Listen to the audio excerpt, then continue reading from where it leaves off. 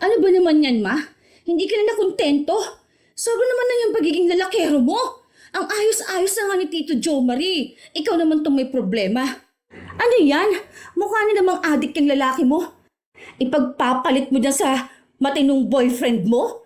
Pulis na yun. Mabait at mapagkakatiwalaan pa. Makontento ka naman sana, ma.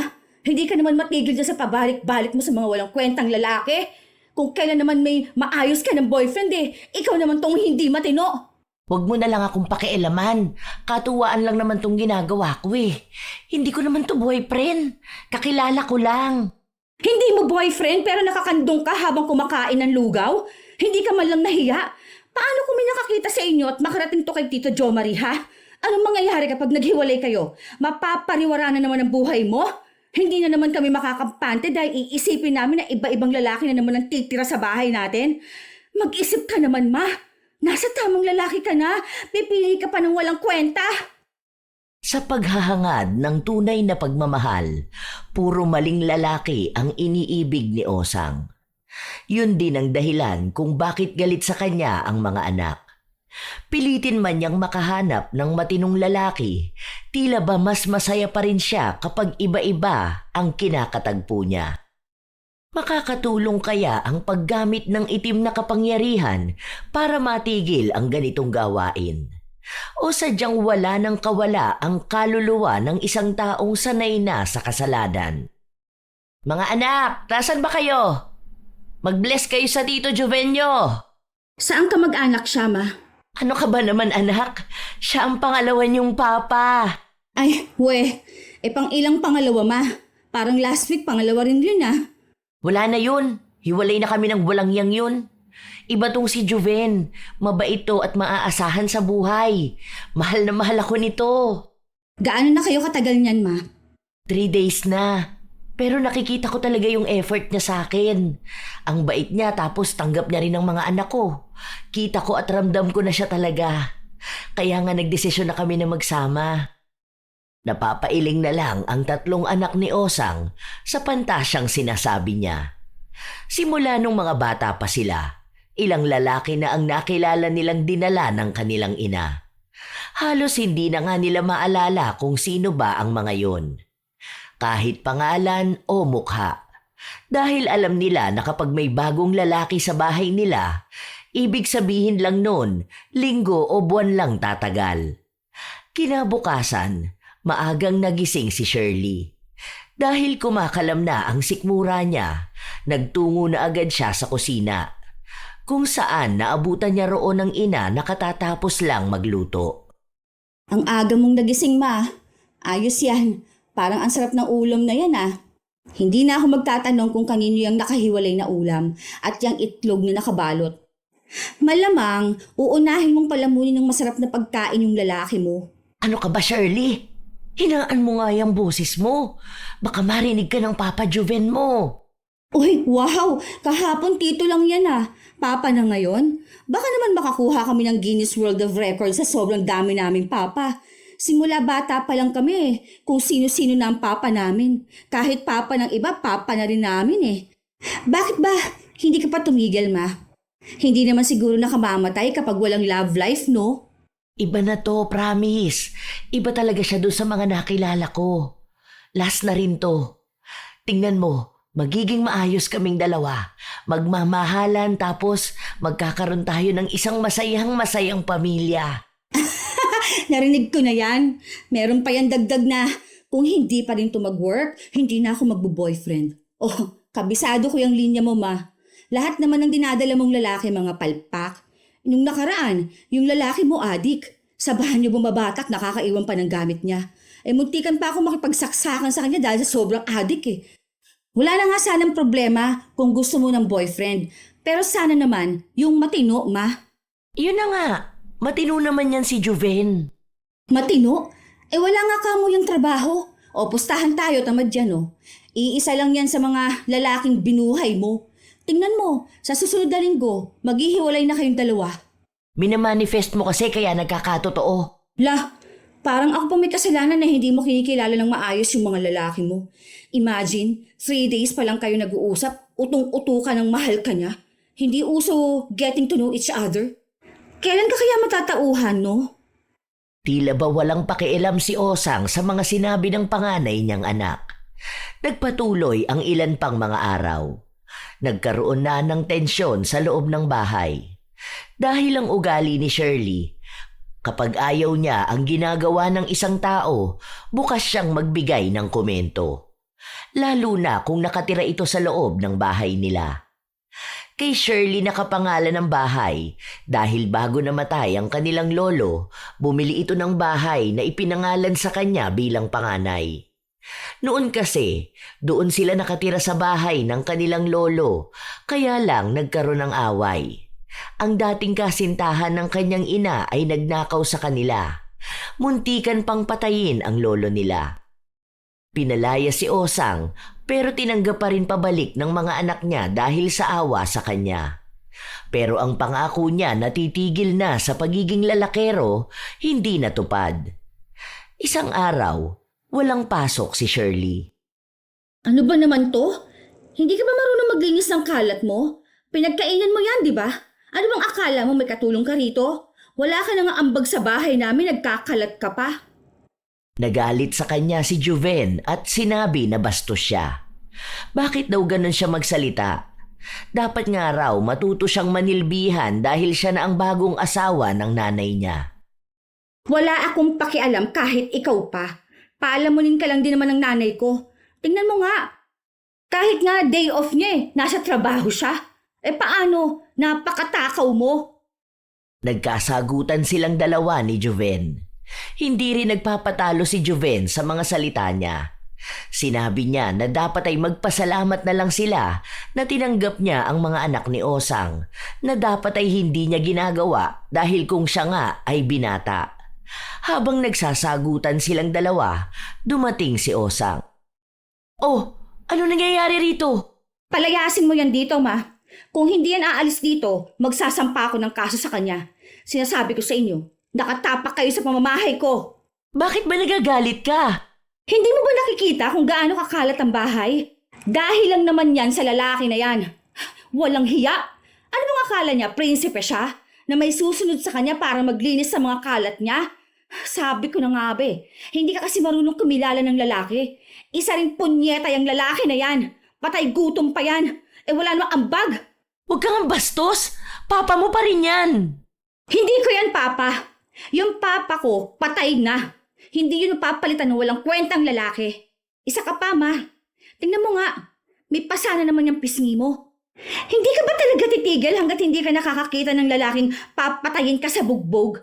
Pumapayag ka rin kasi na bugbugin ka eh. Sila na nga ang pinapalamon mo, sila pang nananakit sa'yo. Hindi na mapigil ang galit ni Shirley. Kaya pumasok na lang siya sa loob ng kwarto niya. Halos manginig siya dahil gusto niyang may paglabasan ng galit.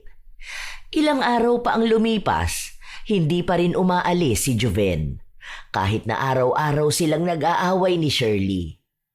Hating gabi noon, nagising silang lahat matapos nilang makarinig ng malakas na kalabog. Akala ni Shirley panaginip niya lang yon, pero naulit at galing sa kwarto ng ina. Agad siyang napatayo. Nang sapilitan nilang buksang magkakapatid ang pinto, naabutan nila ang ina na nasa sahig. May dugo ang katawan at pinagbubugbog ni Juven. Kumuha ng pamalo si Shirley. Natamaan niya ang lalaki pero walang malaking pinsala. Agad din itong tumakbo palayo. Hindi na nila hinabol dahil dinala nila sa ospital si Osang. Halos 3 araw ang itinagal nila sa ospital bago sila nakauwi.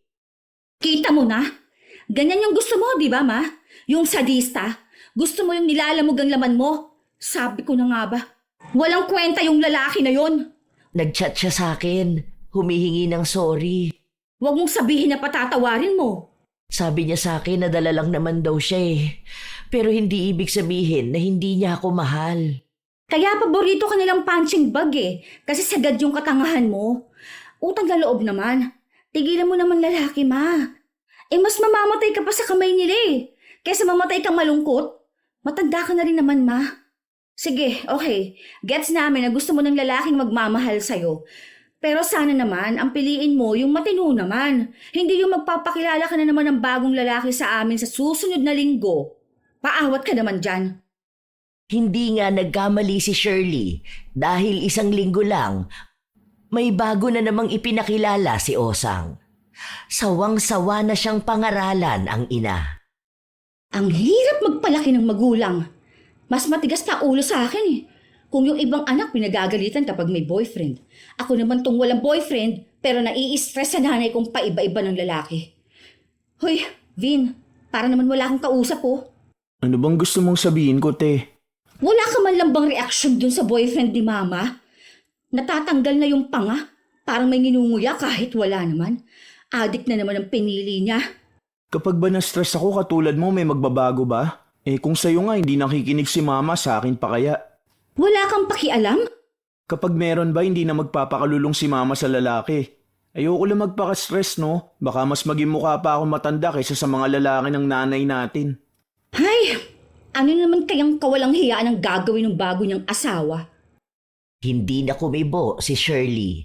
Naghihintay na lang siya ng susunod na gagawin ng adik. Kahit na anong gawin niya, takot na rin siya, lalo pat madalas na nasa bahay ay ang bunso nilang kapatid. Babae pa naman yun. Hindi nila alam kung anong tumatakbo sa utak ng isang adik. Kaya kinausap niya ang kapatid. Kapag uwian mo sa school, doon ka muna kina Tita Kat ha. Tapos mag-text ako sa'yo kapag pwede ka na umuwi sa bahay. Kapag may tao na, baka ipahamak ka lang ng malandi mong nanay dun sa adik niyang lalaki eh. Hayaan mo, isang linggo lang naman na ganyan yan. Ibang lalaki na naman ang kakabisaduhin natin. Parang sa dami ng mga naging lalaki ni Osang, unang tingin pa lang kabisado na ng dalaga ang galaw ng isang lalaki. Alam na niya sa hulma pa lang ng muka, pananalita o kilos kung anong kasalanan na naman ang gagawin nito. Isang gabi, habang nagliligpit ng pinagkainan si Vin at maghuhugas ng plato, nasa kusina pa rin sina Osang at Shirley. Ayaw niyo ba sa kanya? Mabait naman siya. Mabait? Walang adik na babait, ma. Isipin mo yun. Walang katakot-takot. Lantaran yan dito sa bahay. Diyan siya mismo sa may sala, oh. Hindi ka man lang ba nahiya sa aming mga anak mo, ma? Hindi mo na nga bahay to eh. Nagdadala ka pa ng pampamalas. Kung hindi lang kami naaawa sa'yo, pinabayaan ka na namin sa kalsada. Pagsasabihan ko na lang siya. Promise, magbabago yan. Ang pangako naman niya sa akin, pinipilit niya ang sarili niya na magbago. Kailangan lang talaga ng taong maniniwala sa kanya. Tayo, dahil siya na ang bago niyong papa, maniwala tayo sa kanya. Kung ikaw nga hindi tumutupad sa pangako, tapos kami gusto mong maniwala sa pangako ng lalaking hindi naman namin kaano-ano, ewan ko sa'yo, ma. Kapag na-raid tong bahay natin, isipin pa nilang lahat ng tao rito adik. Ikaw nagpapahamak sa mga anak mo. Araw lang din ang pagitan matapos ang awayan nilang yun, napatay ang adik na nobyo ni Osang. Nahuli kasi ito ng mga pulis at nanlaban. Iyak ng iyak si Osang. Kahit na halos 3 linggo pa lang silang magkarelasyon, para bang nakasama na niya ito ng napakahabang panahon. Ilang araw siyang walang gana sa trabaho at para bang wala na ring gana sa buhay. Ay, tigilan mo na nga yung drama mo, ma. Akala mo naman childhood sweetheart mo yung nawala. Wala pa namang 1 buwan kayong magkasama. Paano? Ang akala ko, kaming dalawa na ang magkasama habang buhay. Mahal na mahal ako nun eh. Iba siya sa mga naging boyfriend ko. Wala na akong lalaking makikilala na katulad niya. O, duda ako niya, no? Sa susunod na linggo, anong klase na naman kaya ang bit-bit mo sa pamamahay na to? Malabo yan. Dahil mahal na mahal ko na yun eh. Hindi ko alam kung ano pa ang ibig sabihin ng pagmamahal. Kung hindi lang din naman siya. Natawa na lang ang dalaga sa paiyak-iyak ng kanyang ina. Isang hapon, habang nasa labas si Shirley, katatapos lang ng trabaho niya, dumaan siya sa mall para samahan ang kanyang kaibigan. Doon niya nakita ang ina na may bagong kasamang lalaki. Sakto pa nga na umupo sila sa likuran nito. Hindi siya napansin dahil abala itong sinusubuan ng pagkain ang lalaki. Naririnig niya rin ang usapan ng dalawa. Ako naman ang subuan mo. Teka lang naman. Ay, ayan, nahulog na sa damit ko. Madumi na. Huwag mo na ganyan. Mamaya pa yan kapag uwi natin. Ikaw, excited ka na agad. Ang sarap nitong ice cream na to, no? May iba pang ice cream na masarap mamaya. Ano ba? Huwag mo akong ikis dyan. Nakikiliti ako. Ano ba? Ay, naku po. Nakakakilabot naman tong sinasabi ng nanay ko. Ganito ba to kapag nasa labas? Alam mo, para akong nilalamig. Yakapin mo kaya ako para naman maramdaman ko yung init ng pagmamahal mo sa akin. Ayoko na. Hindi ko na kaya makinig sa landian nila. Kahit nagutom na siya, lumipat sila ng kaibigan niya sa ibang kainan. Hindi na nawala sa isip niya kung paano maging malandi ang boses ng ina habang may kausap na lalaki. Iniisip niya na ano na lang ang sinasabi ng ibang tao kapag naririnig o nakakakita ng ganoong edad na akala mo'y kabataang humaharot. Pag-uwi niya sa bahay, wala pa ang ina. Madaling araw na ito umuwi, nakasuot ng kulay pulang damit. Para bang lumpia dyan, ma. Hapit na hapit yung suot mo, ah. Tingnan mo pa yung labi mo. Yung lipstick mo nagkalat na. May nakilala kong lalaki. Lagi naman. Kailan ba hindi ka nakakilala ng lalaki? Pero iba ito, anak. Mabait ito, hindi adik. Tapos may pangarap sa buhay. Nagtatrabaho na rin siya pero kasisimula niya pa lang. Sa susunod dadalaw yun dito sa bahay. Kapag nakita mo yun, naku, matutuwa ka. Tama na tong lalaking to na nakilala ko. Siya na talaga. Ramdam ko na siya na ang para sa akin. Hindi na lang pinakialaman ng dalaga ang kanyang ina. Hinayaan niya ito dahil kahit naman anong sabihin niya, walang mangyayari. Makikialam lang siya kapag alam niyang kailangan talaga. Isang araw, lumapit sa kanya ang kapatid niya at humihingi ng tulong. Kapag may trabaho na ako, te, babayaran na lang kita. Kailangan ko lang talaga ng pera sa school. Bakit? Di bang sabi ni mama siya magbibigay sa'yo? Wala pang sahod ko. Sa susunod na linggo pa. Ano ba sabi ni mama? Hiningian mo na ba ng pera? Wala nga siyang pera eh. Nangutang pa nga sa akin ng pamasahe papasok sa trabaho. Ha? Bakit? Wala naman siyang kahati sa sahod niya. Malamang kung may boyfriend siya, saan ba mapupunta yun? May trabaho naman daw yung boyfriend niya. Alam mo ba kung sino yung boyfriend niya? Nakita ko na. Ewan ko kung yun yung boyfriend na tinutukoy niya. Kung may iba pa, yun ang di ko alam. Minsan pinagsasabay niya yung dalawang lalaki eh. Kilala mo yung anak ni Ate Malu, yung naglalako ng Yakult, yung panganay nun, si Bogart na tinatawag nila? Gago? Yun ang boyfriend ni nanay? Kasing edad mo lang yun ah. Ngayon, alam mo na kung bakit wala siyang pera. Sige na, pautangin mo na ako. Deadline na nung project namin eh. Wala akong maipapasa. Kailangan ko lang talaga. Next sem naman mag-a-apply na ako ng trabaho para maging working student. Inis na inis si Shirley nung nalaman niya kung gaano kabata ang nobyo ng ina. Kahit na inaantok na siya, naghintay pa siya ng ilang oras para kausapin ang ina. Nakita niya itong nakasuot ng maikling short, nakabra na itim at may suot na sobrang nipis na puting damit. Makapal din ang makeup at mukhang nakainom pa. Saan ka galing? Birthday kasi ng tropa ng boyfriend ko. So, nagpunta kami ng bar tapos ayun, napainom. Pero konti lang naman. Ba't palagising ka pa? Ayos yung damit mo ma. Dalagang dalaga. Ganda ba?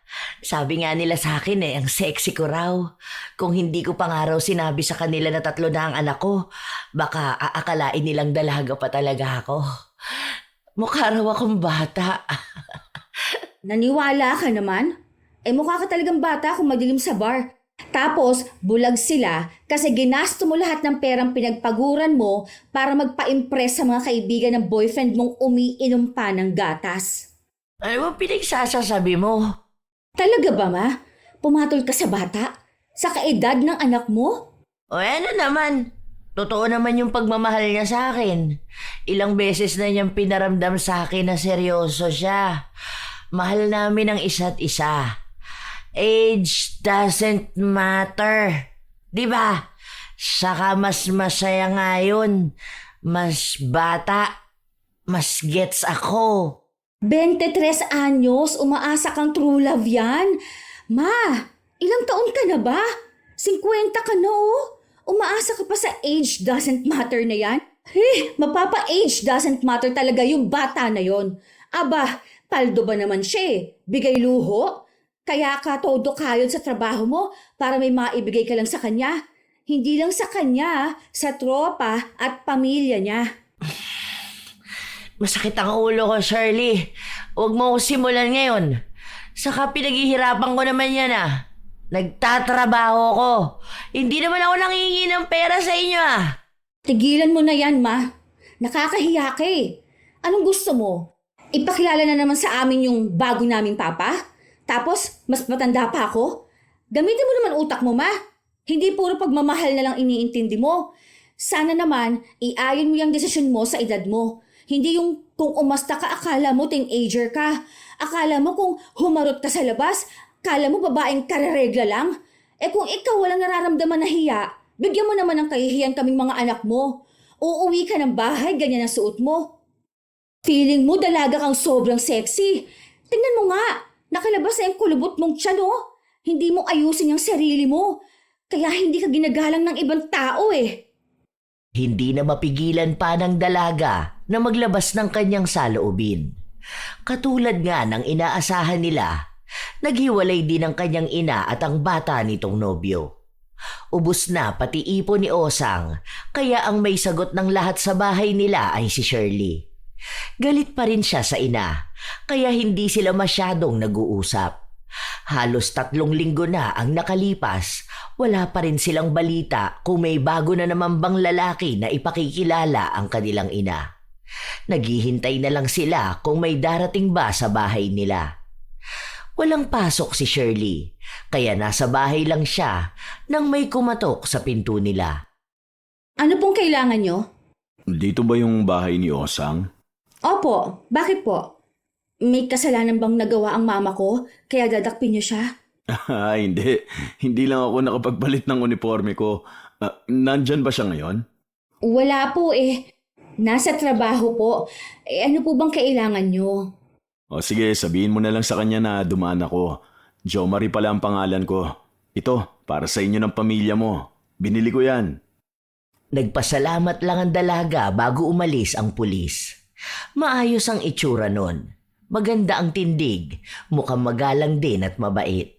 Nagtataka man si Shirley, kinuha niya pa rin ang litsong manok na bigay ng pulis. Hindi pa umuwi ang kanyang ina, kaya hindi nila magalaw ang ulam. Kain na tayo, te. Okay na yan. Nagugutom na ako eh. Hindi yan. Baka mamaya pinabili lang yan kay mama tapos yung pulis ang nagdala. Baka naman pinabilihan ni mama tapos hindi lang nasabi sa atin. Ayaw namang sumagot sa chat. Ayaw rin matawagan. 2 lang yan. Busy sa trabaho o busy sa lalaki niya. Basta, huwag mo na muna yung galawin. Magluto ka na lang ng itlog. Walang kumain ng litsong manok. Hanggang sa kinabukasan, nagising sila ng maaga. Naaamoy nila na may niluluto sa loob ng kusina. Naroon ang kanilang ina at naghahanda ng makakain nila. Bakit walang gumalaw nitong lechon? Sabi nito ni ate, hindi naman yan sa atin eh. Dinala nga rito tapos hindi para sa atin. Wala ka namang chat sa amin. Isa pa, hindi ko naman kilala yung pulis na yon. Ano bang pangalan ulit nun? Ewan, nakalimutan ko na. Si Jo Marie yun. Oh, sino naman yun? Boyfriend ko. Hindi pala siya nagpakilala sa inyo? May pulis kang boyfriend? Oo. Nagagalit kayo sa akin kapag walang kwenta yung lalaki na pinipili ko, di ba? O siguro naman ngayon, tama na yan. Matagal na kaming magkakilala. Mga bata pa lang kayo, magkakilala na kami. Magkaibigan kami, ganun. Kaso hindi naman kami nagkaroon ng feeling sa isa't isa. Nito lang yon nung nagkausap ulit kami. Uy, taga saan naman yun? Diyan, sa bagong lote, sa dulo. Mabait yun. Sa kakita nyo naman, may maayos na trabaho. Hindi na adik, kundi pulis na. Nahihiya nga siya magpunta rito sa bahay dahil baka raw hindi nyo siya matanggap. Kahapon, akala niya nakauwi na ako kaya naglakas ng loob. Kaso, nahihiya raw siyang makipag-usap sa inyo. Wala ba yung asawa? Malamang wala. Ano naman tingin mo sa akin? Papatol sa may asawa na? O sige, kung totoo talagang malinis ang intensyon ng lalaki na yon, papuntahin mo siya rito. Hindi pa rin kumbinsido ang dalaga sa sinasabi ng kanyang ina. Dahil pakiramdam niya ay may tinatagong sikreto ang bago nitong nobyo. Hanggang sa nagkita-kita sila. Kumain sila sa labas at himala. Sa kauna-unahang pagkakataon, lalaki ng kanyang ina ang nagbayad ng pagkain nila. Ano, nag-enjoy ba kayo? Sabihin nyo lang kung gutom pa kayo ha. Gusto nyo ba ng yakiniku? Saka na lang po. Ang laki na rin po ng gastos ninyo sa amin eh. Kanina pa kayo ang nagbabayad. Tsaka busog na rin po ako. Okay lang yun, ano ka ba? Wala lang yan sa akin. Kasi para ko na rin naman kayong mga anak eh. Ang labidabs ko talaga, oh. Kaya lalo nagiging pogi sa paningin ko eh. Ako naman may sorpresa sa iyo mamaya. Shh, ka lang muna. Leo! Ma, ano ba naman yan? Bakit pinaparinig mo pa sa amin yung ganyan-ganyan mo? Pwede namang ibulong mo na lang sa kanya, no? Mamaya ako naman ang may surprise sa'yo. Ay, oo na, ako na ang bitter. Di sana all na lang. Nagtawanan sila. Maayos ang lahat dahil natanggap na rin ni Shirley ang bagong nobyo ng kanyang ina. Halos 2 buwan bago lumipat ng bahay si Jo Marie. Tumira na ito sa kanila. Noong una, ang akala ng dalaga, doon nalalabas ang tunay na ugali ng nobyo ng ina. Minsan kasi, saka lang naman nakikilala ang ugali ng isang tao kapag nakasama na sa bahay. Pero mas naging mabuti si Jo Marie sa kanila. Kapag galing sa trabaho, minsan siya pa ang nag-aasikaso. Para na nga silang isang buo at masayang pamilya. Tuwing linggo ay lumalabas sila para kumain o kaya ay maggala. Isang hapon, 2 lang sa bahay na naiwan ang magkapatid. Anong tingin mo kay Tito Jo Marie? Mas maayos yun, no? Siguro kasi pulis siya. Oo, baka nga. Nagbigay nga yun ng baon sa akin kahapon eh. Ang gaan nga rin ang loob ko sa kanya eh. Ang lambing niya pa kay mama, hindi siya tulad nung ibang asa na nga kay mama, sinasaktan pa. Siya, may maayos at matinong trabaho. Nagbibigay rin dito sa bahay. Ngayon na lang ulit ako nakaramdam na para talagang may tatay. Ang saya lang. Sana hindi na siya magbago, no? Sana ganyan na talaga siya para magtagal sila ni mama. Saka sana pala, hindi naman si mama yung magloko. Baka hanapin na naman niya yung adik na nambubugbog at palamunin. Diyan na siya sa may ambisyon sa buhay. Yun naman talaga ang nais ng dalaga para sa kanyang ina. Dahil kung nais naman talaga ni Osang na magkaroon ng asawa, sapat na makitang matino naman ang lalaki. Yun lang din ang nagustuhan nila sa dami at iba't ibang lalaki na dinala ng kanilang ina. Tumagal ang relasyon nila ng halos kalahating taon. Walang problema. Kung sakali man na may awayan, hindi naman ito tumatagal na umaabot pa sa puntong magkakasakitan. May tampuhan na normal lang din naman sa isang relasyon. Isang gabi, umuwi si Shirley at naabutan niya ang ina na kauuwi lang din. Nag-OT ka, ma? Hindi, nakipagkita ako sa mga kaibigan ko. Sa Ninang Hilda mo. Ha? Kasabay ko sa sasakyan si Ninang kanina. Siya pa nga nagbayad sa jeep. Huwag mong sabihin na... Wala, huwag ka na magulo dyan. Hindi makapagsalita si Shirley dahil baka marinig siya ni Jo Marie. Pero may hinala siya na baka may ibang lalaki na naman ang ina. Hindi nga siya nagkamali dahil bago siya umuwi, nakita niya itong may ibang kasama na kumakain sa lugawan. Ano ba naman yan, ma? Hindi ka na nakontento? Sobra naman na yung pagiging lalakero mo. Ang ayos-ayos ng ni Tito Jo Marie. Ikaw naman tong may problema. Ano yan? Mukha na namang adik yung lalaki mo. Ipagpapalit mo pa dyan sa matinong boyfriend mo? Pulis na yun. Mabait at mapagkakatiwalaan pa. Makontento ka naman sana, ma. Hindi ka na matigil yan sa babalik-balik mo sa mga walang kwentang lalaki. Kung kailan naman may maayos ka ng boyfriend, ikaw naman tong hindi matino. Huwag mo na lang akong pakialaman. Katuwaan lang naman tong ginagawa ko eh. Hindi ko naman to boyfriend. Kakilala ko lang. Hindi mo boyfriend, pero nakakandong ka habang kumakain ng lugaw? Hindi ka malang nahiya? Paano kung may makakita sa inyo at makarating to kay Tito Jo Marie, ha? Anong mangyayari kapag naghiwalay kayo? Mapapariwara na naman ang buhay mo? Hindi na naman kami makakampante dahil iisipin namin na iba-ibang lalaki na naman ang titira sa bahay natin. Mag-isip ka naman, ma. Nasa tamang lalaki ka na. Pipili ka pa na walang kwenta. Hinaan mo naman ang boses mo, anak.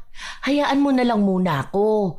Hindi naman din to malalaman ng Tito Jo Marie mo eh. Saka siya pa rin naman ang uuwian ko. Sadya lang talaga na minsan sa buhay, kailangan din natin maghanap ng ligaya sa iba. Ay hindi, uuwi na tayo. Tara na. Tigilan mo na yung pagkabaliw mo sa mga lalaki, ha? Magpakanino ka naman, ma. Nakahanap ka na nga ng matinong lalaki eh. Hinila ng dalaga ang kanyang ina. Kahit na ayaw ni Osang, wala na siyang nagawa. Mabuti na lang pag uwi nila, wala pa si Jo Marie. Kaya doon nagpatuloy ang sagutan ng mag-ina. Bata ka pa kasi kaya hindi mo pa alam kung ano tong nararamdaman ko. Kapag tumanda ka na tapos ganito na ang edad mo, mas lalo mong hahanapin ng excitement. Sa ngayon, yan lang paniniwala mo ang mahalaga sa'yo. Ma, iisa lang naman ang gusto naming magkakapatid. Yung magkaroon ka naman ng maayos na makakasama sa buhay. Dahil paano kung nagkaroon na rin kami ng pamilya, ha? Paano ka na? Hindi naman pwede na kung kani-kanino ka na lang sasama. Mamaya na bugbugin ka. Tapos mabalitaan na lang namin na chop-chop ka na. Hindi ko rin naman iiwan ng Tito Jomar nyo. Matatag pa rin naman ang relasyon namin. Kumbaga, kahit minsan bigyan nyo ko ng pagkakataon na sumaya, di ba? Masaya ka kapag nanlalaki ka? Hindi ka masaya kapag loyal ka? Ipahinga mo naman yan, ma. Baka sa sobrang pakangkang mo kung kani-kanino dyan mahawa ka na ng sakit nila. Huwag mong gawing libre ang sarili mo sa kung sinong tambay lang na kapag nakaramdam ka ng libog, bubukaka ka na lang. Piliin mo naman yung matino, ma. Andyan na yung matino pero mas malala ka naman. Kapag nawala pa sa'yo si Tito Jo Marie, ewan ko na lang talaga kung saan ka pupulutin. Matapos na magsalita ni Shirley, pumasok na siya sa loob ng kwarto niya. Naabutan niya si Vin na gumagawa ng proyekto sa kanyang laptop. Nakikinig lang ito ng musika na para bang wala siyang pakialam sa mga nangyayari sa paligid. Nakakainis talaga. Hindi na mawari kung ano bang gusto mangyari sa buhay niya. Hindi na lang magbago para sa sarili niya Hindi nahiya. Ang tanda na niya tapos ganun pa rin siya. Aasa ka pa ba na magbabago? Ni-stress mo lang ang sarili mo, te. Kung ako sa'yo, mag-apply ka na lang sa ibang bansa. Umalis ka na rito. Kasi ako, kapag tapos ko mag-aral, aalis talaga ako ng bansa.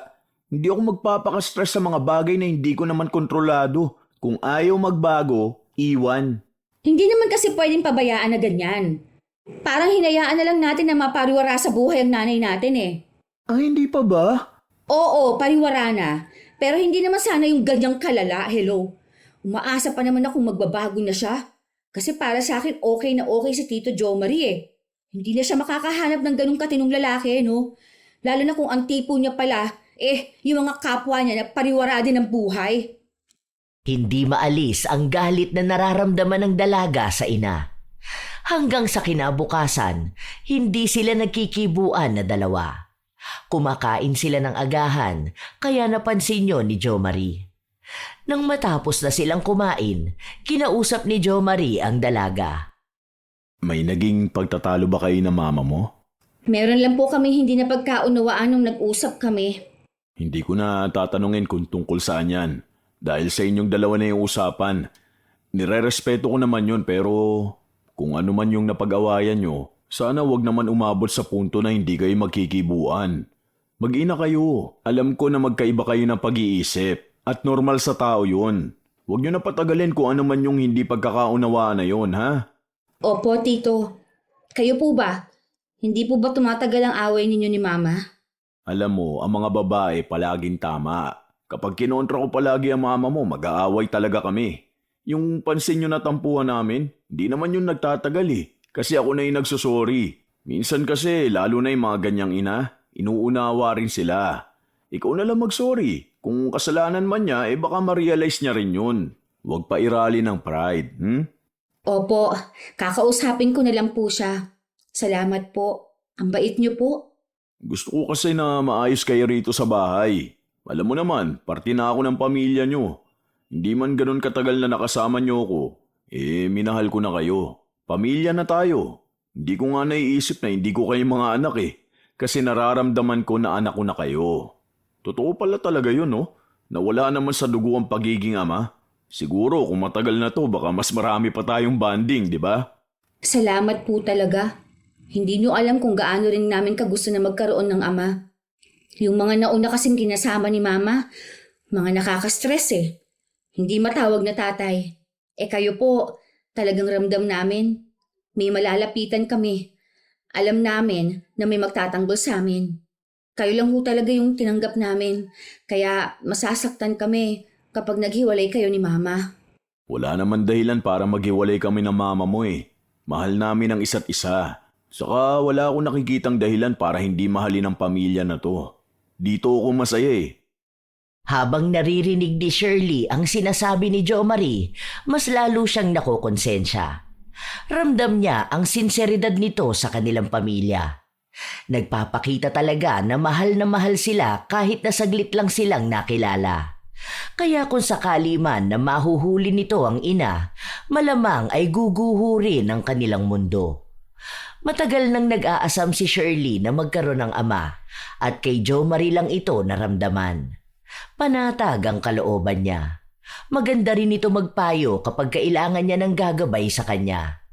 Minsan nga, mas magulang pa si Jo Marie kaysa sa kanyang ina. Mas nag-aalala pa ito sa kanilang pamilya. Bilang sinabi ni Jo Marie, humingi siya ng tawad sa ina.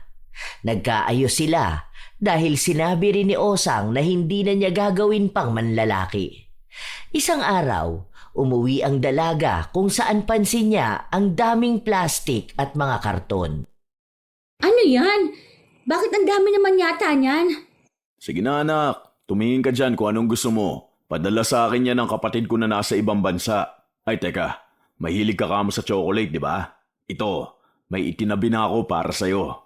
Oh, bakit siya meron? Ang laki niyang chocolate na yan Kasi nga siya, pwede pa sa maraming chocolate. Ikaw hindi na. Okay na yan. Sweet naman na mga labi mo Parang ano naman to. Nakakainis ka talaga. Sige, bigay mo na sa kanya yung malaking chocolate. May iba namang malaki para sa akin. Uy, wag kang ganyan. May mga bata Sabi ko sa'yo kapag may iba tayong kasama, iwasan mo yung pagsasalita ng ganyan, di ba? Lalo na nasa paligid ang mga anak mo. Hayaan mo na. Sanay naman na sila na ganito ako Hindi sila sanay. Hindi lang sila kumikibo dahil nanay ka nila. Hindi naman ibig sabihin na ganyan ka na nila nakilala Ganyan ka na talaga at hindi na magbabago. Ayusin mo naman. Ang babata pa niya mga anak mo. Hay, salamat. May kumontra din kay Mama. Akala ko pa naman magiging bastos palagi ang bibig niyan Minsan nga mas malala pa sinasabi niyan. Ayoko kasi ng ganun Lalo na kapag may mga bata sa paligid. Ang pangit pakinggan. Buti sana kung kaming dalawa lang Oo na, sige na. May kakampi na naman ang mga to. Nakihalungkat na rin ang dalaga. May nakikita siyang magagandang damit. Nang iangat niya ang isang damit, pang-sexy ito. Maikli at mukhang kita ang kaluluwa. Uy, akin na lang yan. Ganito gusto ko Ang sexy ko kapag ganito. Mamayang gabi ganito susuotin ko. Mag-ready ka na lang, Daddy. Dahil magiging madugo ang gabi natin. Rar! Ew, kadiri. Tito Jo Marie, pwede ba sa akin na lang tong wallet na to? Oo, sige. Pwede yan kahit ano dyan. Tignan mo yung sapatos doon kung kasya sa'yo. Saka para kay Yula, pasuot mo may maliliit dyan. Saan naman dadalhin itong mga napagpilian namin? Dadalin ko yan doon sa pinsan ko. May mga anak din kasi yun, para hindi masayang. Huwag pala yung isang box na yun yung maliit kasi pasabay lang sa akin yan Bukas dadaling ko yan dun sa dapat may-ari niyan. Masaya ang araw na yon para sa kanila. May mga bago ring gamit ang magkakapatid. Naging kalmado ang buhay nila. Maayos, masaya. Ito na ang pangarap nilang magkakapatid. At kahit na paano, tinupad ng ina ang pangako niyang hindi na siya manlalalaki pa. Hindi nga lang alam ng dalaga kung totoo ba o sadyang hindi niya lang nahuhuli. Isang araw, dahil walang pasok sa trabaho ang dalaga, masarap ang kanyang tulog. Pero nakarinig siya ng away mula sa labas. Akala niya ay mga kapitbahay na naman ang nagtatalo. Hanggang sa narinig niya ang kanyang ina na nagsisigaw. Dali-dali siyang lumabas kahit na hindi pagising ang diwa niya. Hindi ako malandi! Wala akong inaagaw sa'yo, ha? Kusa siyang sumama sa akin. Hindi ko nakasalanan kung boring na asawa ka kaya naghanap ng iba si Jo Marie. Basta ang alam ko, masaya siya sa akin. Sumugod ang babae, pero hinarang ni Shirley kaya siya ang nasabunutan. May mga kapitbahay silang umawat. Matapang din ang babae na sumugod sa kanila at sa batuhan nila ng mga salita, doon niya lang nalaman na yon ang tunay na asawa ni Jo Marie. Doon lang daw na destino sa lugar nila si Jo Marie. Tapos ngayon, nalaman niya na may kinakasama itong kabit niya. Hindi na alam ng dalaga ang nangyayari. Sa mga nalaman niya, pakiramdam niya ay nakalutang na lang siya. Hindi makapaniwala. Hanggang sa natapos ang gulo, pero pinagbantaan ng kanyang ina na ipakukulong siya sa oras na balikan niya si Jo Marie. Pagpasok nila ng bahay, doon lang nagproseso sa utak ni Shirley ang lahat. Ibig sabihin, may asawa si Tito Jo Marie? Hindi totoong single siya? Ano, hindi rin ba totoo na magkakilala kayo simula pa ng mga bata kayo? Hindi na yun mahalaga.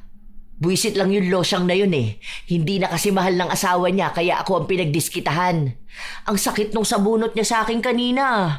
Huwag ko lang talagang makita yun. Naku, kakalbuhin ko siya. Ma, kabit ka. Bakit ikaw pang mas matapang? Walang yao. Ibig sabihin, hindi totoo yung mga ipinakita ni Tito Jo Marie sa aming magkapatid. Akala ko pa naman nagkaroon na kami ng tatay. Hindi pa pala. Kami lang yung walang alam. Okay lang yon. Hindi naman niya mahal ang pamilya niya eh. Tayo ang mahal niya, lalo na ako. Hindi niya lang hinihiwalayin yung babae na yon kasi nga iskandalosa. Kita mo naman, di ba? Pero sabi niya, mas masaya siya kapag kasama tayo. Ma, walang totoong pagmamahal na manggagaling sa manlolokong lalaki. Ano ba naman yan? Hiwalayan mo na siya. Ayoko nang makita siya rito sa bahay. Galit ako sa kanya. Nanginginig na ang laman ni Shirley. Lahat ng mga payo at pakiramdam niya na masaya kapag kasama ang tinuring niyang ama, lahat pala yun ay hindi totoo. Ginamit lang ang pamilya nila at pumayag naman ang nanay niya. Wala na siyang mapagkatiwalaan pa. Sobrang sama ng kanyang loob. Halos 2 araw hindi umuwi sa kanila si Jo Marie at noong gabi na umuwi galing trabaho si Shirley, naabutan niya na malakas na sinampal ni Jo Marie ang kanyang ina. Bumagsak ito sa sahig. Wag na wag mong pangungunahan ang desisyon ko, ha? Wala kang karapatan dahil babae ka lang. Ano ba bang ginagawa mo rito? Umalis ka na sa pamamahay ko. Wala kang karapatang saktan ng mama ko. Isa ka pa! Tumahimik ka kung ayaw mo masaktan! Ano sa tingin mo, masisindak mo ko? Bakit hindi ka nalang bumalik dun sa asawa mo, ha?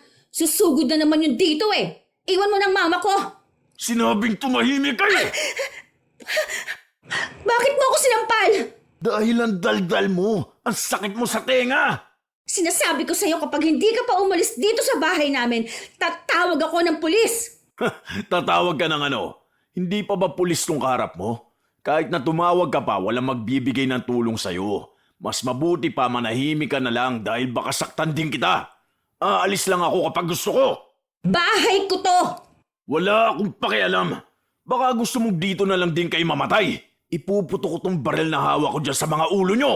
Sige, subukan mo magmatapang ngayon. Ewan ko na lang kung anong mangyayari sa bangkay mo.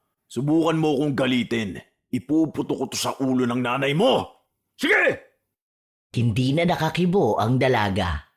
Hindi rin siya nakakilos dahil nakatutok sa mga ulo nila ang baril ni Jo Marie. Matapang ang tingin sa kanila. Hindi niya alam kung anong kakayahan ng lalaking kaharap niya.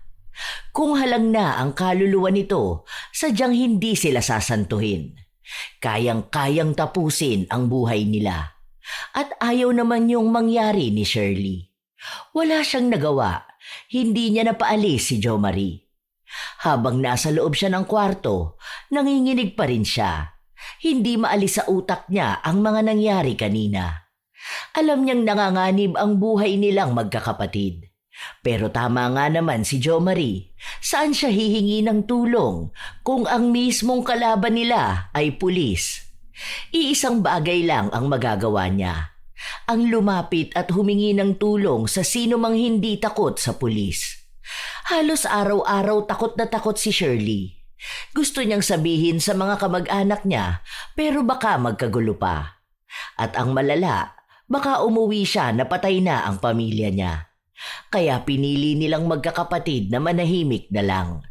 Hinihiling nilang sana ay matapos na ang relasyon ng ina at ni Jo Marie.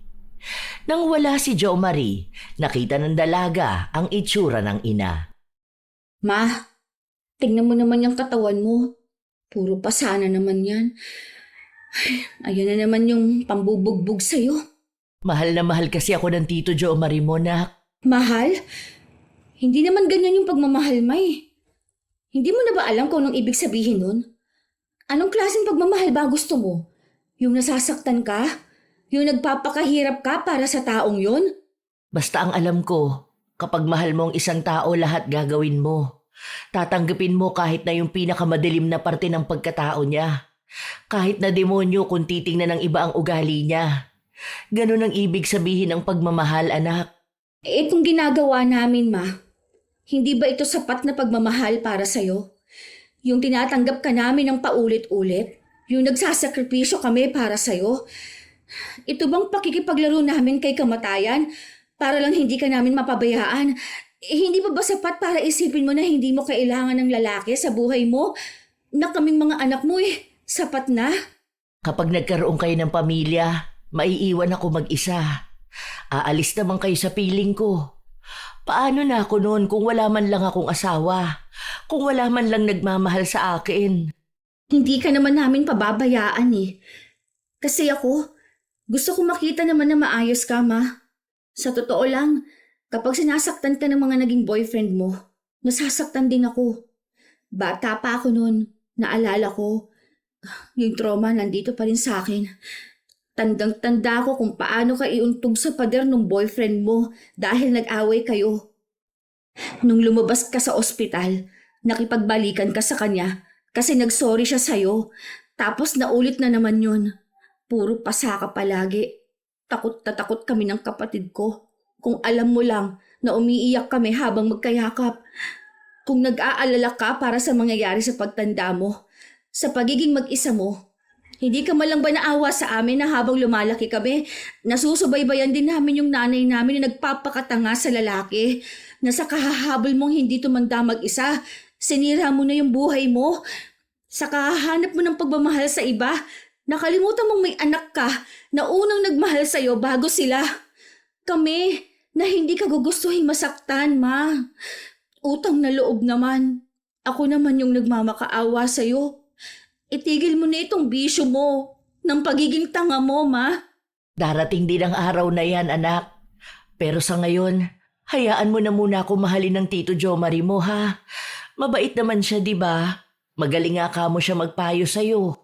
Noon yon, noong hindi pa nabibisto ang tunay niyang ugali. Tinutukan niya tayo ng baril. Pinagtangkaan niya ang buhay natin.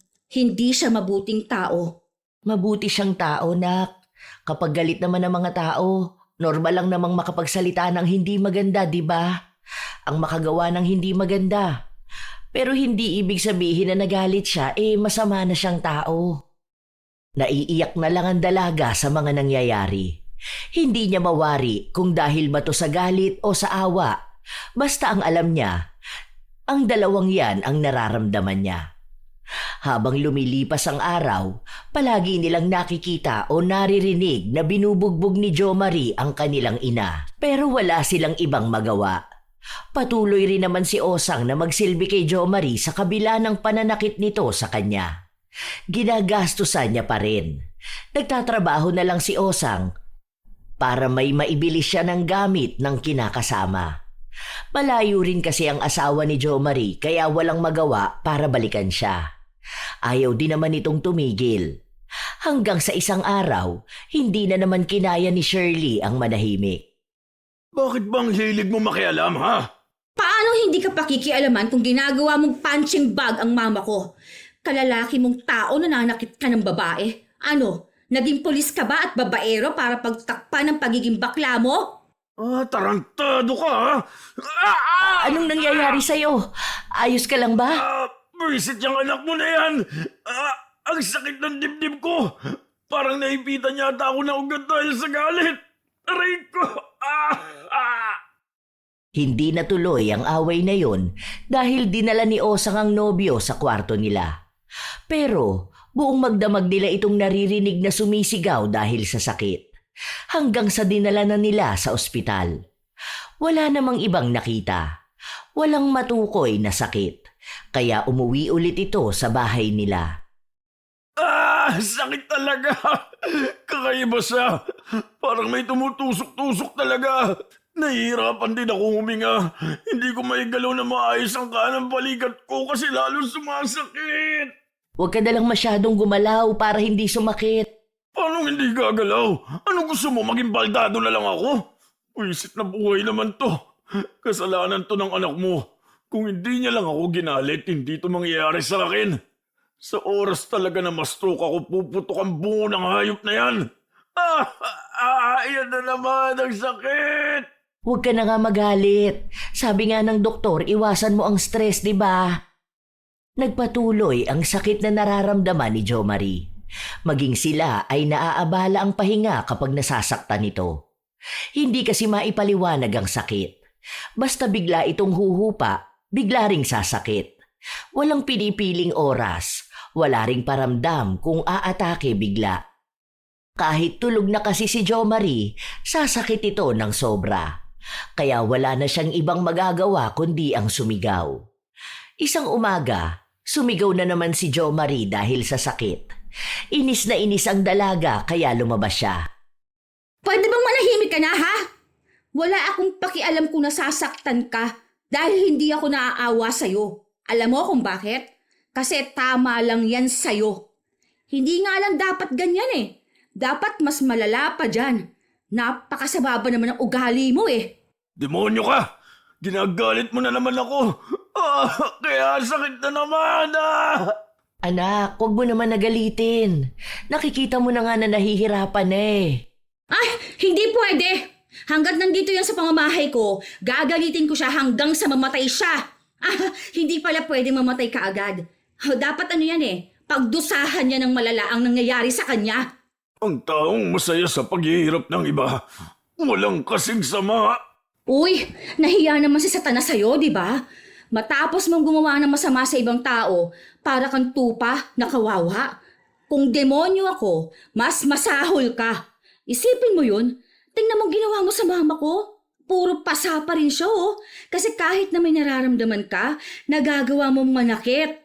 Yung asawa mong totoo, yung mga anak mo. Di ba parang inabandona mo sila? Pulis ka, pero hindi ka mapagkakatiwalaan. Kung ito nga nagawa mo sa nanay ko eh, at nagawa mong pagbantaan ang buhay namin. Malamang may mga inosenteng tao kang nilamangan at ginawan pa ng masama.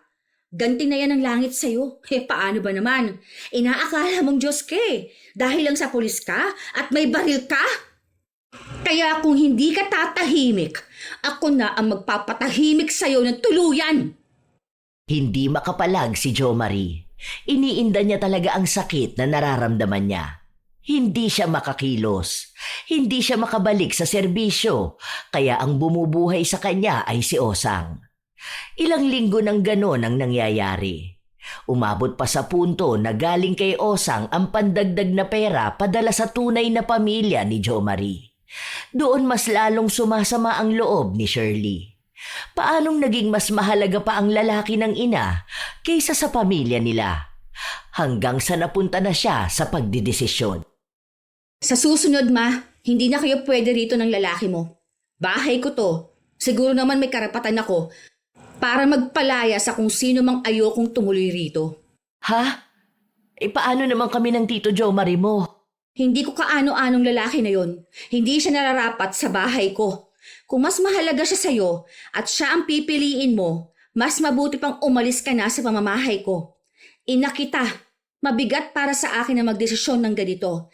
Pero mukha namang hindi mo kami kailangan. Baka nga kailangan mo dahil wala ka lang titirahan, di ba?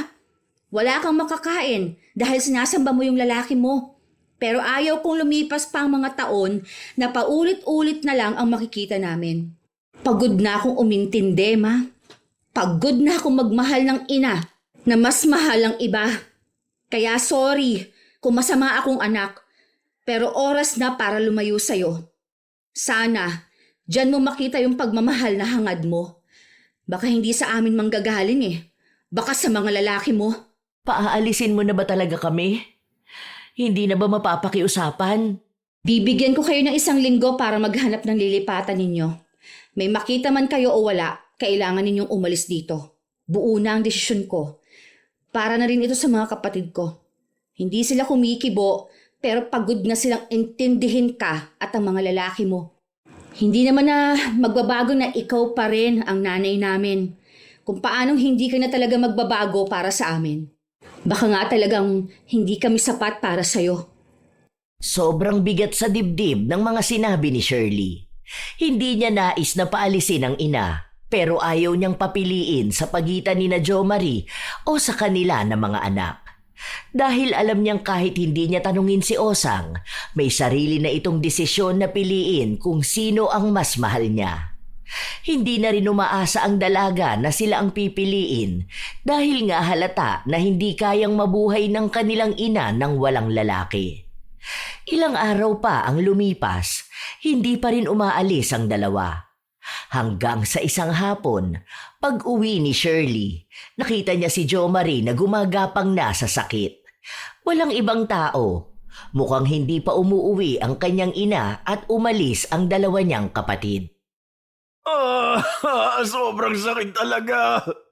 Tulungan mo ako, hindi ko na to kaya. Grabe nang tumutusok sa dibdib ko. Parang pa ako na bumabaon. Hindi ako makahinga.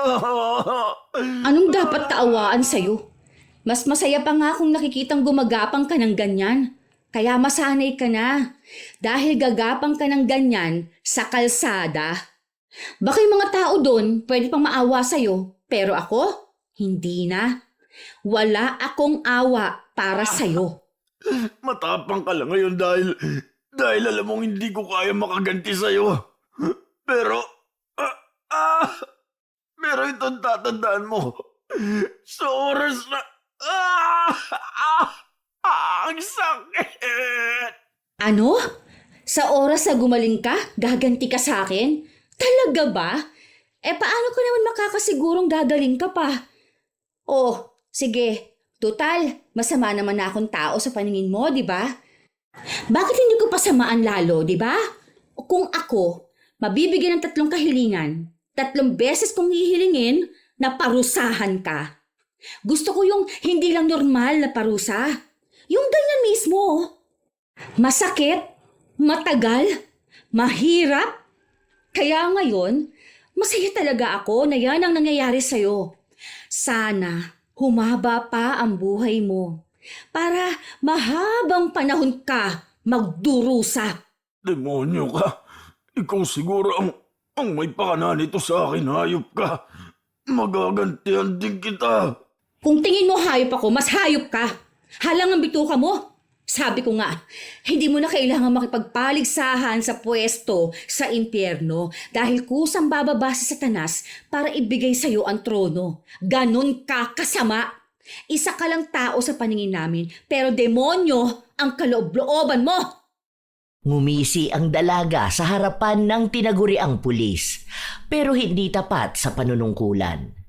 Kaya nadagdagan ang galit na nararamdaman ng dalaga dahil nalaman niya na may kalokohan ding ginawa noon si Jo Marie. Siya ang pulis na pumatay sa tatay ng kaibigan niya dahil lang sa pinagbintangan nilang magnanakaw. Walang nangyari sa kaso dahil nga pulis ang gumawa. Sinong pagsusumbungan nila? Alam din ng dalaga na may ibang mga bata pang tinutukan ni Jo Marie ng baril at tinakot. Nagpatuloy ang araw na may sakit si Jo Marie. Palala ng palala. Kung ano-ano na nga ang sinasabi niya. May pako o matatalim na gamit na nasa dibdib niya. Pero walang pakialam ang dalaga. Hanggang sa isang gabi, bago ang araw na palalayasin na niya ang ina, nasa loob siya ng kwarto habang ang kapatid niya gumagawa ng proyekto. Aalis na sila bukas. Hindi ko alam kung kakayanin ni Mama na buhatin at alagaan yung lalaki niya. Hindi kasi mabuhay nang walang lalaki eh. Halos mamatay na nga yung Jo Marie na yun. Hindi na lang niya ibalik sa tunay na asawa. Para sana wala na siyang iisipin, di ba? Nanginginig talaga laman ko dyan sa Jo Marie na yan. Kapag nakikita ko nga siya, naaalala ko yung ginawa niya eh. Sama mo pa yung mga kwento sa akin ng mga kakilala ko. Deserve niya talaga yung masaktan siya ng ganyan. Sana, wag na siyang gumaling. Kasi feeling ko kapag gumaling yan, isa ako sa babalikan yan. Hindi naman na talaga siya gagaling eh. Paano mo naman nasabi? Kapag yan nakakuha ng loan, pwede siya magpa-opera ng dibdib niya. Hindi pa rin. Hindi na siya gagaling kahit saan siya lumapit. Baka kapag nagpa-opera siya, mamatay na talaga siya ng tuluyan. Ano namang alam mo dun? Dahil ako mismo nagpakulam sa kanya. Ha? Oo, bakit? Tarantado ka? Totoo ba? Oo, nakakagalit siya. Paano matapos nung tinutukan niya tayo ng baril, may nangyari pa rito sa bahay. Pag uwi ko, naabutan ko, nakatuto kay Yula yung baril niya. Tapos kada lalakad si Bunso, sinusunod niya yung baril niya. Bored daw siya. Pinapalagay niya yung maliit na baso sa ulo ni Yula. Babarilin niya raw yung baso. Kung matatamaan sa ulo si Yula, ibig sabihin kailangan niya na ulit mag-practice. Galit na galit ako nun. Hindi ko alam kung anong gagawin ko. Kapag sinabi ko kay Mama, wala naman siyang gagawin eh. Kapag sinabi ko sa'yo, baka mapaaway ka tapos ikaw ang barilin. Kung lalapit ako sa mga pulis, baka isumbong ako sa kanya tapos ako ang pag-initan. Sakto nun, may nakita akong mangkukulam sa Facebook. Akala ko hindi totoo. Tapos nagpadala ako sa kanya ng buhok ni Jo Marie. Ang alok pa nga sa akin ng mangkukulam, ipapatay na siya. Mas maganda raw yun. Pero ayoko, hindi dahil nakukonsensya ako. Kundi dahil gusto kong makita mismo na nahihirapan siya hanggang sa mawala tong galit ko. Hindi na siya gagaling dahil may turok na siya ng gamot galing sa doktor. Ibig sabihin, nagkatotoo na yung sakit niya. Mamamatay siya kapag nagpa-opera siya. Natulala ang dalaga dahil sa mga revelasyon ng kanyang kapatid. Hindi niya naisip na nakulam si Jo Marie. Ang buong akala niya ay may sakit ito na sadyang hindi pa lang natutukoy ng mga doktor. Kasi sa kanila, si Vin ang walang pakialam sa mga nangyayari. Kapag hihingan siya ng opinyon, hindi siya nagsasalita. Para bang wala siyang pakialam sa nangyayari. Yun pala, kinikimkim niya lang ang lahat ng galit niya. Hanggang sa naisipan niyang gumanti. Mangkukulam lang naman ang malalapitan niya na tutulong sa kanila. Kahit na mali ang ginawa niya, alam niyang ligtas na sila kapag hindi na makagalaw si Jo Marie. Kinabukasan, hindi nakatulog ng maayos si Shirley. Iniisip niya kasi ang ginawa ng kapatid. Paggising nila, may mga gamit na nakaimpake na sa sala.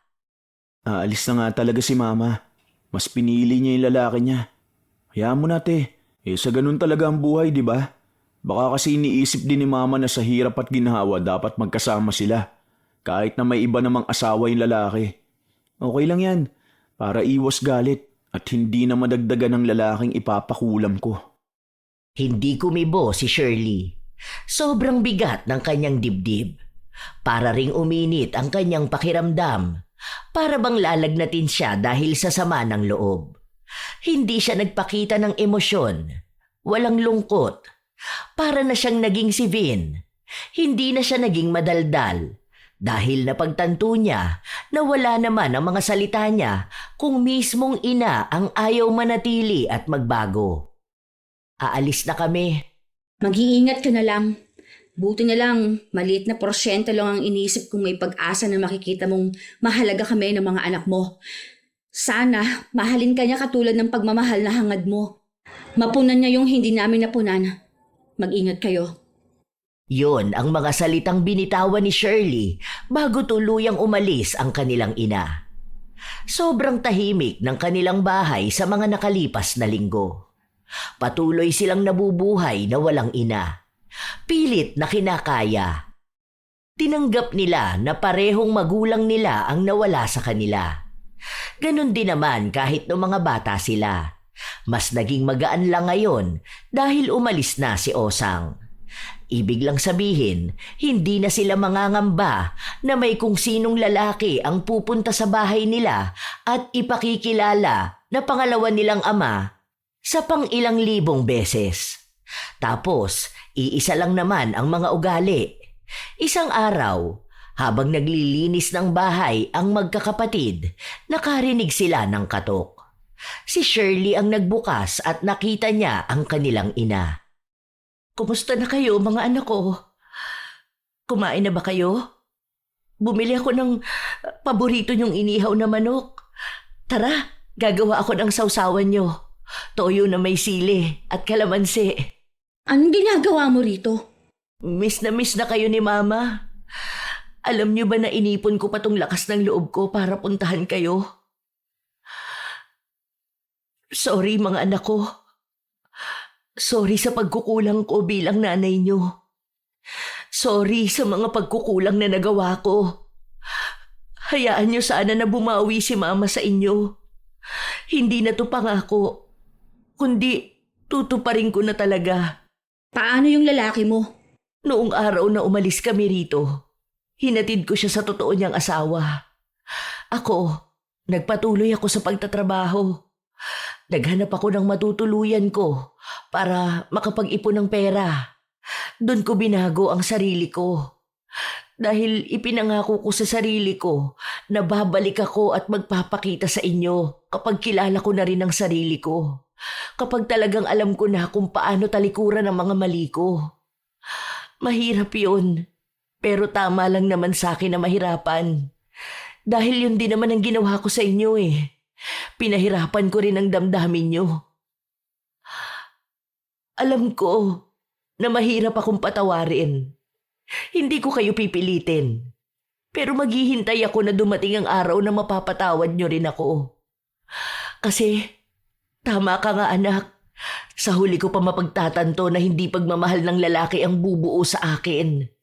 Dahil kahit na ilan pa sila, kahit na sino pa sila, walang makakapantay sa pagmamahal sa akin ng mga anak ko. Na kahit na mali na ako, handa pa rin akong tanggapin. Umaasa ako na sana may natira pa sa pagmamahal na yon para sa pagtanggap niyo sa akin. Hindi na ako mangangako ng kung ano-ano dahil ipapakita ko sa inyo na nagbago na talaga ako. Kasi kayo ang pagmamahal na kukumpleto sa akin bilang ina.